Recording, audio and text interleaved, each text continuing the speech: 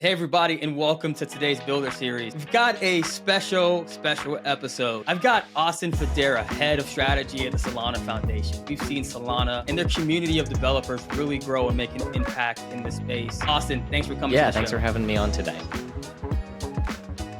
Let's talk about that developer growth at Solana. What are some of the figures looking like when we look at the developer activity there? Yeah, developer growth on Solana has been pretty steady. We're very happy with the developer activity and the developer commitment. We measure sort of similar to what Electric Capital does, and the Electric Capital report is kind of the gold standard for developer reports. And their report shows that Solana is the fastest growing ecosystem for developers, and it's only eclipsed by Ethereum in terms of number of active developers. For us, these are really kind of important things, and I think there's this kind of fun way to think about this, where the UX of a product has to be proportional to the value it delivers. So like online banking, really high value, very bad UX. We all just deal with it. But, like Threads versus Twitter, like Threads UX is not that great. Like the product doesn't quite offer, there's a relationship there between how much pain people are willing to do versus what the value of the product offers. What I've been really impressed with Solana builders is that they're improving on both. I think we have the best UX in the industry and some of the best products and services built in the industry as well. And that's kind of that killer combination that is making Solana as successful as it is today. And really, again, to go full circle, that is entirely due to the developer community and the user base. Tell us about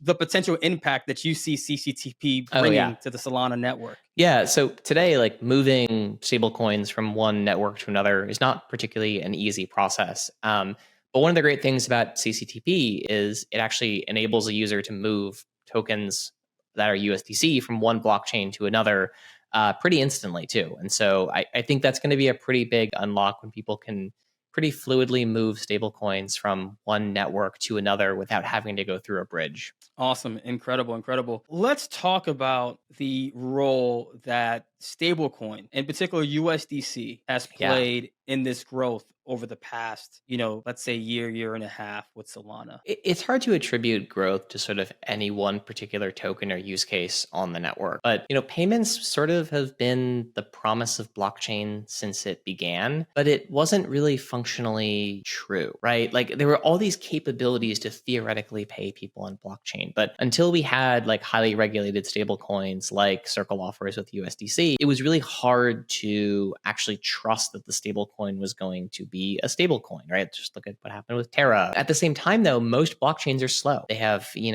anywhere between $2 to $20 transfer fees to actually make a transaction on the network. And the finality time is, anywhere between a minute to 20 minutes, depending on the network. And, imagine tapping your credit card and waiting a minute for that transaction to confirm. Like no coffee shop would be able to go to exist, right? There's just these models don't make sense for payments unless you can have low transaction fees and really fast finality. And so Solana, with its about 400 millisecond long blocks, can achieve finality or functional finality in 400 milliseconds. And so this is a really great fit for stablecoins to be used as payments, right? And especially when a transaction fee is $0.00025 approximately, that is pricing where no one thinks about paying with stablecoins as a barrier or an issue. And that actually, those confirmation times are faster than a credit card network if you use tap to pay or if you use a chip on that system. And so what we've really seen is that stablecoins are one of those like original use cases of crypto that, sat around for a while, but now we're seeing the ability to actually use this stuff as payments. And, you see Visa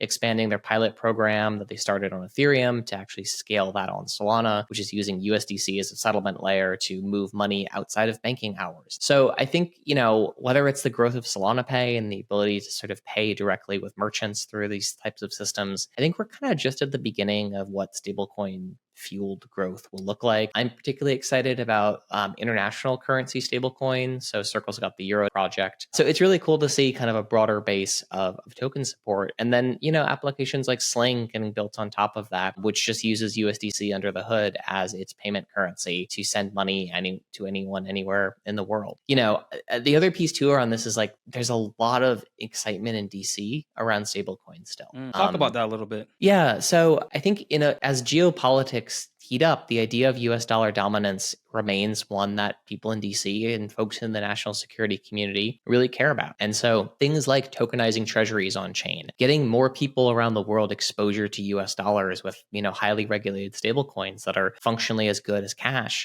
is a really important part of sort of keeping the US dollar strong and sort of dollar dominancy continuing over the, course of the next 10, 20, 30, 40 years. And so at the same time, regulators are really concerned about illicit finance. And stuff like the Token 2022 standard on Solana allows stablecoin issuers to actually say, we're issuing a regulated stablecoin. That means we can freeze funds that are in a user's wallet. We can actually potentially destroy funds that are in the wallet to comply with a lawful court order. And there's a certain part of the blockchain community that's like, wait, that's not for us. We don't want that. And that's a fine answer. Don't use US dollar stablecoins if that's the thing, right? At the end of the day, if you want the full faith and credit of the US dollar, you get the US government with that as well. And these things can coexist where you can have tokenized Bitcoin on Threshold, which is a privacy oriented, decentralized custodian for Bitcoin that allows you to trade it on Solana. But then you can also have something like Circle, which is a, highly regulated US based entity that does have to comply with US sanctions and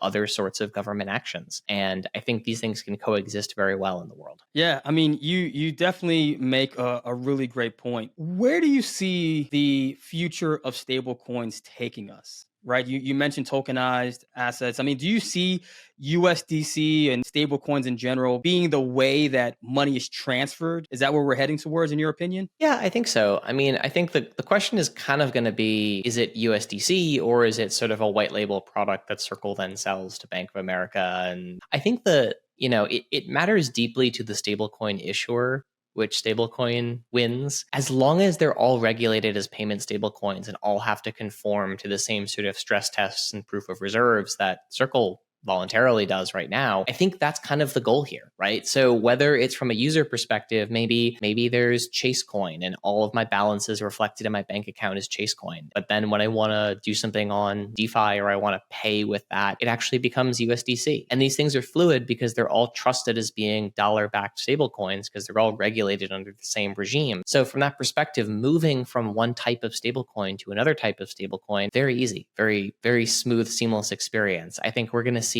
this really proliferating out because it reduces fraud. It reduces all of these risks that are built into the existing system, which is why it costs, several percentage points to transact through a credit card. They're covering fraud with that. Even ACH, right? ACH has fraud associated with it. Stablecoins don't have that same fraud risk, right? You can still steal someone's wallet, but you always know that stablecoin is $1 somewhere in a bank account or a money market account or something along those lines. And so that's kind of the power I see of stablecoins. It can really reduce the time it takes for people to wait to start getting work done. And that's a kind of a hard concept, but the number of hours and days that are wasted globally waiting for payments to settle is an astronomical number. And if you put a dollar value behind that, we're probably talking about $1 trillion of wait. And so what I mean by wait, I mean, I'm a caterer, I'm an events company, or I'm a factory and I'm going to build something for you. And you send me a wire transfer and it takes 18 hours for that thing to clear. And until that happens, I'm not going to go tell my workers in my factory, go start building your stuff. I'm going to wait for that funding to clear. And then I'm going to get them doing that. And maybe that's 6 hours of factory downtime while I wait for a payment to clear. That could have been productive economic use of time, right? All of these sorts of things, it's because we don't have true instant payments. And that's where I think you could see stablecoins really dominating the market, or the ability for money to move outside of banking hours, right? You can send funds to a factory in China to do an additional 20% increase on the supply run you've got it going, and they don't have to wait till Monday morning at 9 a.m. when Chase decides it wants to send a wire transfer out, right? There's this thing that happens every Monday morning where just billions of dollars move arbitrarily for no reason because they weren't allowed to move over the weekend. And this is one of the major things I think we're under indexing on stablecoins, how it can actually be just like a 1%, 2% economic boost to the entire global financial system and global economy by just making it possible to work a few hours, a few days faster. Wow, that's a really powerful well thought out vision. Brings goosebumps, to be honest with you. I mean, and you think about it in the picture you described is, I saw big cities, big industries, but, I think about some of the folks like Efficient, who is utilizing USDC on Solana in Mexico, Yeah. where they've created a point of sale system where mom and pops, they sell a product, they get a usable backed stable coin within seconds. Right. I mean, I could only imagine the opportunities that then opens up where people are able to get paid now, today. I mean, completely. I think there's so many ways that this sort of ties in because a lot of the problems we're going to have to solve over the next 20 years require micropayments, right? And they don't require micropayments because there's something magical about micropayments, is that the economies of scale of the stuff is so small, right? Like, why is everything in the web dominated by ads? Because micropayments are too expensive to be economically viable right now, right? It costs 15 cents to swipe a credit card. So what are you going to do? Like charge everyone $1 to visit a website and give 15% of that away? Like that's not a model that works. But if a transaction fee is $0.00025, at that point, like you can tip a website 10 cents every time you load it, right? You could have a whole pay automatically system built into browsers. And that's kind of the most boring version of this too, right? There's also the ability to pay workers out instantly at the end of their shift, right? They clock out, their manager says, yep, they were here today. The payroll company automatically runs it. And by the time they've gotten to their car, the money's in their account. Currently, there's whole business models built around charging employees, 2% for an advance on their paycheck each month, let alone the payday industry, right? Gosh. Which is charging people 18, 25%. Right. So. No, I mean, no, what you're saying right there, it's, I think is so important. Even here in the States, right? I used to run a property management company. Yeah. And one of the things that I noticed was the majority of the tenants that paid through money order. So you think about it, right? Wow. You're a single mom, right? You get paid. First, you got to take the money's due today, right? Because you're already down to the month to month, just trying to survive. Yeah. Mind you, this was before the recent inflations that we've gone through. And so you think about it, that there's a cost to get the money order. Well, you got to drive there, you got to or catch a bus. Then it's a cost to get the money order. There's then the cost to go ahead and send it in the payments. And then you think about this too, right? Now you put that money in, and then you go ahead and you start to actually catch up on needs of the grocery store. Well, guess what? It takes 3 days for your credit card transaction or debit card transaction sometimes to go through. So when you thought that you had enough money to cover that gallon of milk, you find out on Monday that you just got an overdraft fee because the payment you did on, let's say, Sunday afternoon was overdrafted because of the earlier payments that just settled, several days later. Yeah, so, and that's just the beginning, right? I mean, you could see a world where if everyone is actually getting paid at the end of the day, we don't pay rent once a month. You pay rent every day, right? Everyone is just billed X amount of dollars per day instead, which is so much easier to plan for and budget for, and to say, oh, I made $200 today and 50 of that went off to rent already. And, and I could just say, oh, yes, this amount per day is going to leave my account for rent. I think most landlords would be pretty happy getting paid daily. And I think most people would prefer the stability of, daily or even weekly payments. The only reason we can't do that now is we don't have programmable money, and we don't have things like smart contracts in the existing Web 2 and even Web 0 world when you're getting to a lot of these payment processors. So this is kind of the promise of blockchains and stablecoins. And this is why, look, we at the Solana Foundation are supportive of the payment stablecoin legislation that was moving through over the summer. We think it's really important for folks to actually be able to trust stablecoins as being good as cash. It's, I think, an important part of that trust is a government stamp of approval, especially when we're talking about something that's supposed to be a US dollar. Right. Before we wrap up here, what does the future of Solana looks like? I mean, your team and community have really showed that they have a spot here in the industry among all the other top blockchains. What's the next ambition that you, from a strategic standpoint, want to see Solana head to? Token 2022, which the full feature set will probably be shipped by the end of Q1, is a massive upgrade to what's possible to build with tokens on the network.